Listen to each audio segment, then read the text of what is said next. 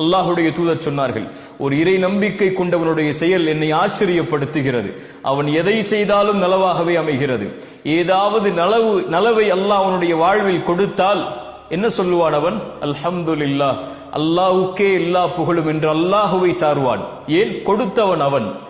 ஏதாவது சோதனையை அல்லாஹ் கொடுத்தால், சிரமத்தை கொடுத்தால், கொடுத்ததை அல்லாஹ் எடுத்து விட்டால், ஒரு உறவை கொடுத்து அல்லாஹ் எடுத்தால், ஒரு செல்வத்தை கொடுத்து அல்லாஹ் எடுத்தால், ஒரு சுகத்தை கொடுத்து அல்லாஹ் எடுத்தால், ஒரு வாழ்வை கொடுத்து அல்லாஹ் எடுத்தால், ஒரு கண்ணியத்தை கொடுத்து அல்லாஹ் எடுத்தால், அவன் பொறுமையோடு இருப்பான். அதுவும் அவனுக்கு நலவாகவே அமைகிறது என்று அல்லாஹுடைய தூதர் ஸல்லல்லாஹு அலைஹி வஸல்லம் சொன்னார்கள். சோதிக்கப்படுவான், சிரமப்படுத்தப்படுவான், ஒரு முடிவை அவன் எடுப்பான், அது நடக்காது. ஏதோ ஒரு முடிவு நடக்கும். அது யாருடைய முடிவு? அல்லாஹுடைய முடிவு. ஒரு மனிதன் முடிவெடுக்கிறான், அந்த மனிதனை படைத்த அல்லாஹ் ஒரு முடிவை எடுக்கிறான். எது சிறந்தது என் சகோதரனே?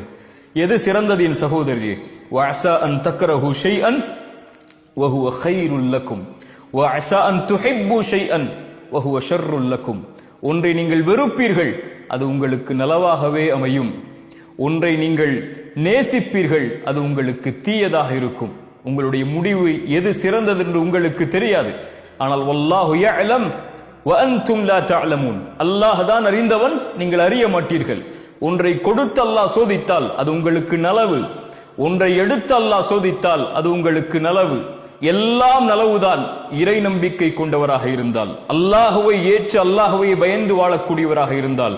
எதை அல்லாஹ் அவனுடைய வாழ்வில் கொடுத்தாலும் இன்னா லில்லாஹ் வ இன்னா இலைஹி ராஜிஊன் வ பஷ்ஷிரிஸ் சாபிரீன்.